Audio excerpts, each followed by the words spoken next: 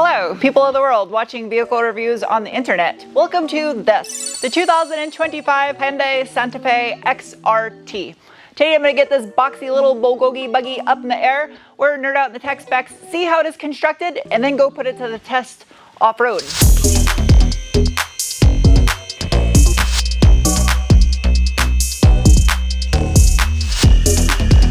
Got some chunky meats on this thing.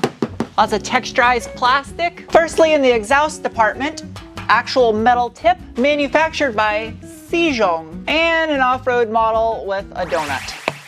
That's not gonna help you on a trail. Got some heat shielding on the exhaust, keep you from dry rotting your tire. Out back, the Santa Fe utilizes an all-steel in construction multi-link rear suspension, with the only exception being the knuckles, which are made out of aluminium. Thanks to a set of taller coil springs, the XRT model gives you 1.3 additional inches of ground clearance. The rear dampening is brought to you by Mando. Rear anti-sway bar, which is mounted to the bottom of the subframe, measures in at approximately 25 millimeter in diameter. Providing grip out back for the H-Track all-wheel drive system housed in the center of a steel rear subframe is the RO56HS, which is a 5.6-inch hypoid spiral gear type open rear differential with a 3.316 final drive ratio. It's a simple design, but mechanically it lacks the ability to transfer torque where is needed off-road. The 5th generation Santa Fe, codenamed MX-5 internally, which shares no relation to a Miata, is built on the N3 platform, and this XRT model with the 2.5 turbo weighs in at 4,486 pounds. Gratuitous amounts of hairy cardboard. Little steel chassis brace, plastic carrier bearing mount, another full-size muffler for a resonator in the middle. The exhaust system pre this resonator is all mild aluminized steel rather than stainless, which saves on cost. And it measures in at 65 millimeter in diameter, which is about 2.5 inch SAE.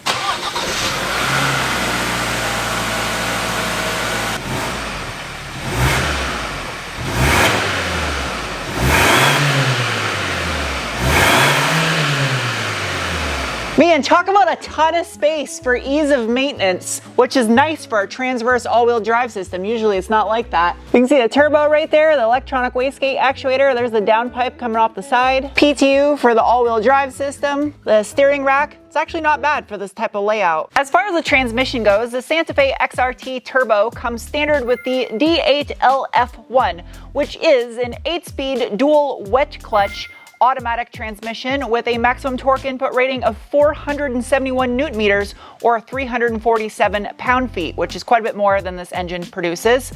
The H-Track all-wheel drive system is capable of sending up to 50% of the available torque to the rear wheels thanks to the PTU that's hanging off the back of the transmission here with an electronic lockable feature, or it can also operate in full 100% front-wheel drive to save on fuel. Up front, the Santa Fe utilizes a McPherson strut style front suspension, all steel in construction with the exception of the knuckles. Those are aluminum, much like the rear. Ball joint is removable from the stamped steel lower control arm. Again, paired with a set of those Mando fixed rate coilover dampers with a 1.3 inch taller spring. Front anti-sway bar measures in at approximately, is that the same? 25 millimeter in diameter. Under the engine, got a bunch of hairy cardboard, dog bone mount, little access panels for oil changes and maintenance. However, before I talk too much shit, at least they added this big aluminium skid plate that has Santa Fe etched into it, although it stops just shy of the painted plastic portion of the front bumper.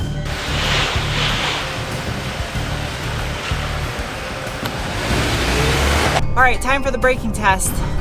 Nothing behind me. Ready, set, stop. Okay, weird.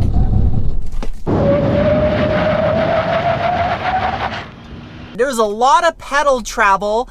It kind of dipped and bobbed for a second there, and lots of ABS feedback. The stopping distance was not what I was hoping for. A little bit longer than I would like. That braking was just made possible thanks to a single piston caliper with a 245 millimeter or 12.8 inch front rotor. The wheels, which are manufactured in Morocco, I think that's the first I've ever seen in a car review before, are an 18 by 7.5 with a positive 52 millimeter offset alloy wrapped in a set of two 45/60 18-inch Continental Trail Contact all-terrain tires. Front inner fender liner, not plastic, it's cardboard.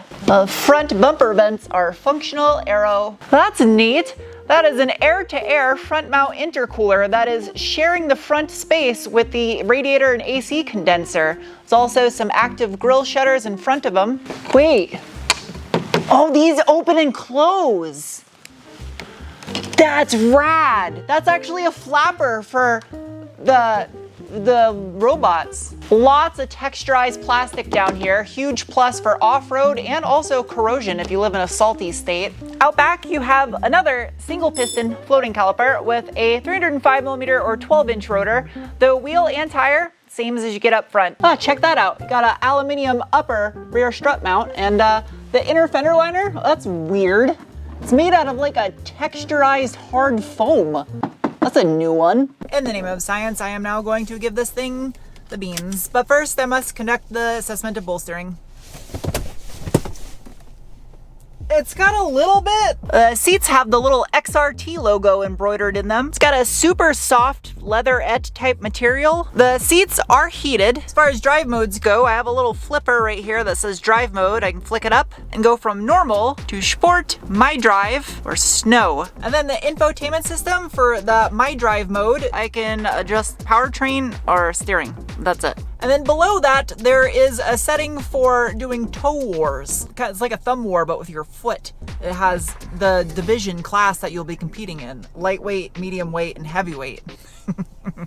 I'm that dumb. To the left of the steering wheel, I have a traction control button. I can press it once for limited stability and traction. I can press and hold it to fully defeat it. Also some flappy paddles on the back of the steering wheel for manual mode. Kind of like a Mercedes, the drive selector stock is right here on the steering column. Now this does not have any form of a launch control. I already tried brake boosting and it does not like it. So I'm gonna do this from a dead stop and see what it can do.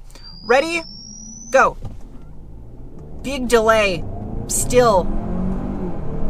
Big torque dip too. It's trying to preserve the transmission with those shifts. This is in sport mode also. It's quick once it gets going, but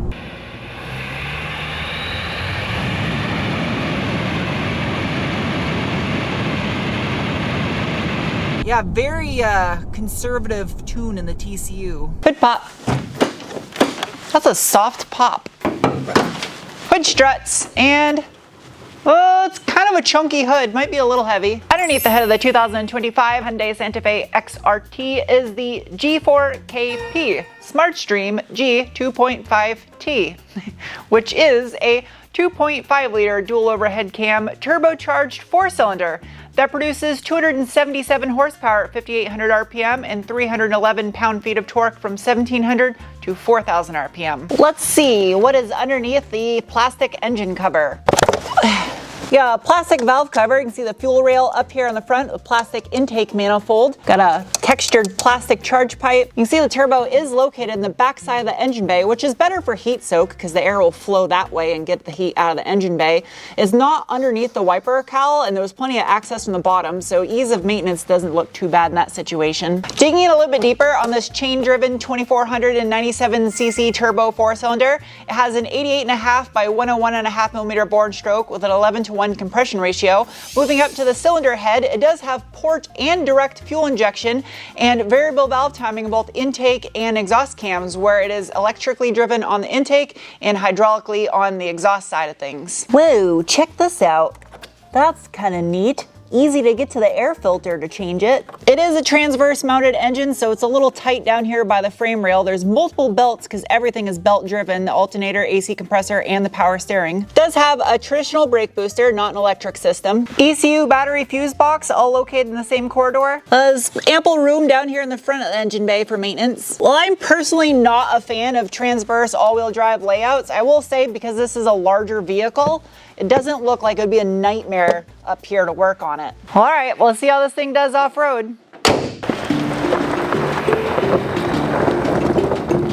It is now time for Rally Special Stage 2.0. To begin, I'm going to put this thing into sport mode.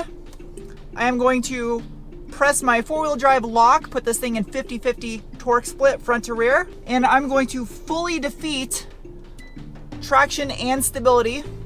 And let's see what this thing can do. Ready? Go. Come on. There you go. No fake sounds. That's just how the engine should sound. Whoa, all right. Lots of grip. Lots of grip. These tires. I'm giving a lot of credit to these tires because this is not what I was expecting. Jeez. Disregard my camera gear flopping around back there. Wow. Okay, I can pick up a lot of speed with this thing. And the suspension, I was not expecting it to be anything great, but it's doing an all right job hucking it over these massive dips and bumps. You can hear the back end, a little bit of shimmy back there because it's not a true off-road rig. Let me get a little bit sideways right there. God, this is fast on the Rally Special stage. This is shockingly fast, very controllable. It's allowing me to flick it around quite a bit. Like, yeah, lots. Oversteer right there, that was great. It's neutral, kind of trending towards oversteer. Very, very, very controllable though. It does exactly what I want it to when I want it to on a dime. I think a lot of it has to do with the tires that are on here. I am amazed at how much speed it is allowing me to carry through this. This is proper quick. I don't know how this is looking on camera, but gee, I think I picked up a wheel coming out of that. Holy crap. I was not expecting that out of this thing. Last time I wasn't very impressed with the 8-track all-wheel drive on the hill climb, but on this Rally Special stage, I'm like actually really having to concentrate here. And across the line. Holy shit, this thing is quick. That was a quick lap. I'm like shaking a little bit. I'm so surprised how quick this was. Just solid torque all the time too. Now this is where I feel this vehicle is going to fail off-road. I might be eating those words in a second, but I don't think it's gonna be able to do this because it has quite a bit of articulation, and I think that's gonna be this thing's Achilles heel off-road because of the front and rear differentials lacking ability in this department. I'm going to allow a smidge of run-up for that dual clutch to figure it out. Ooh, I'm scraping a little bit already. Nope. You see that? It does not want to do this. What am I scraping on? I'm not that restricted in ground clearance. I'll try one more time, a different line, but I don't think this is gonna do it.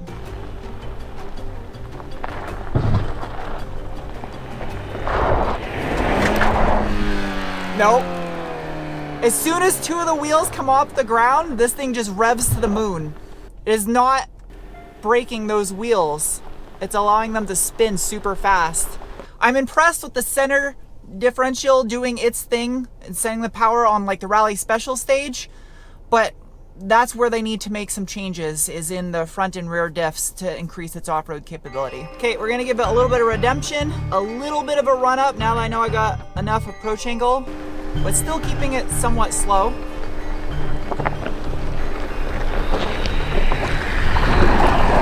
Oh yeah, no problem.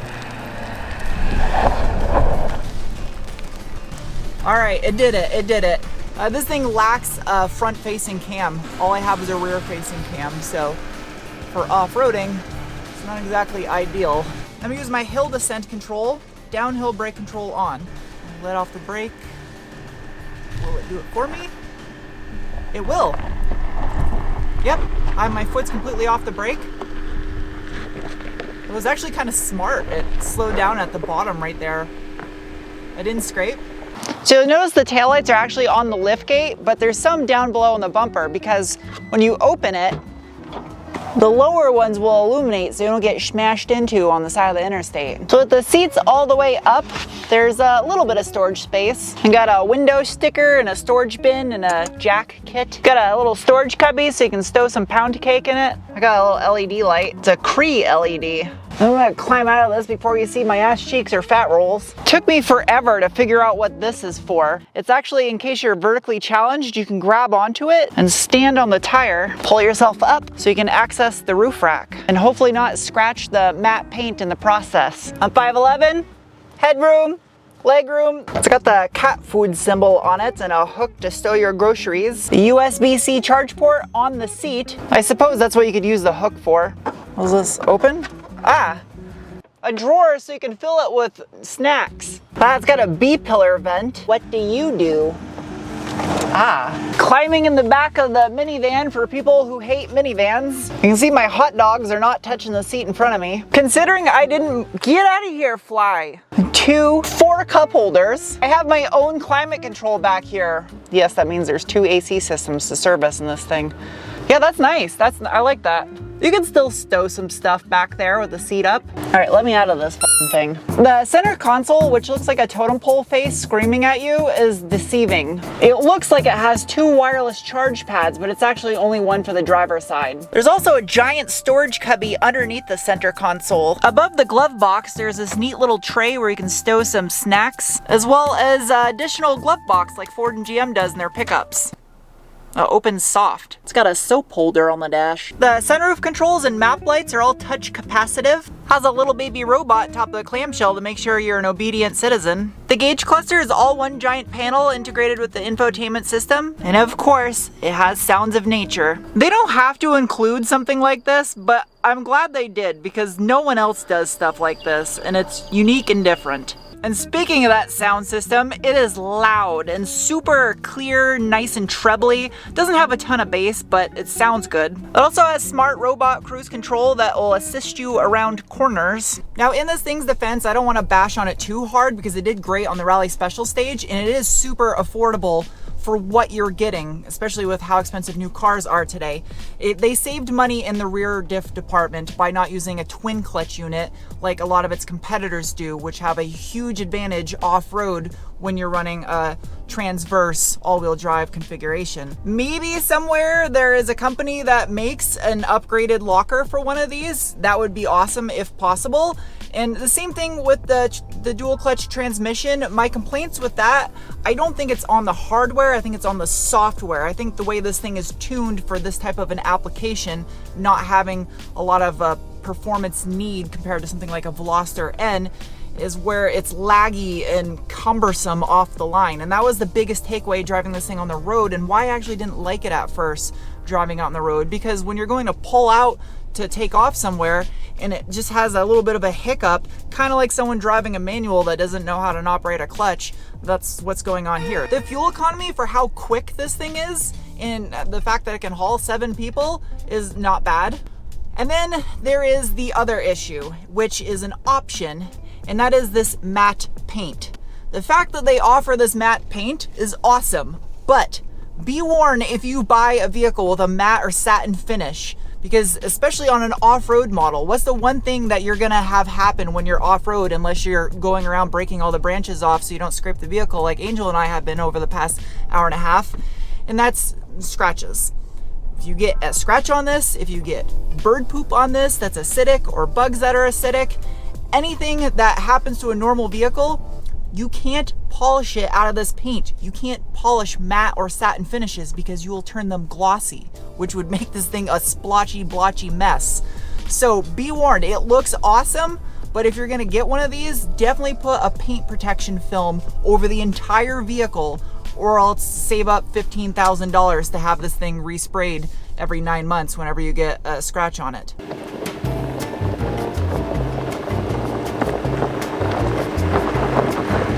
It is now time to give the Santa Fe XRT some scores, starting with the bean score, the assessment of the feeling you get in your gut when you give it the beans. And it's getting a rating of. Next is the cookie score, the assessment of value, and as this one is equipped at about $43,000, it gets a rating of. Next is the wrench score, the assessment of ease of maintenance, and it gets a rating of. Next is the meatball score, the assessment of off-road capabilities, and it earned a rating of. And lastly, the penguin score, assessment on how much I personally like a vehicle, and it earned a rating of. Hope you guys enjoyed this review. I'll see you soon with another. Bye. It was kind of folded over. I've been showing everyone my ass this whole time. Probably. Well, I can see my shorts.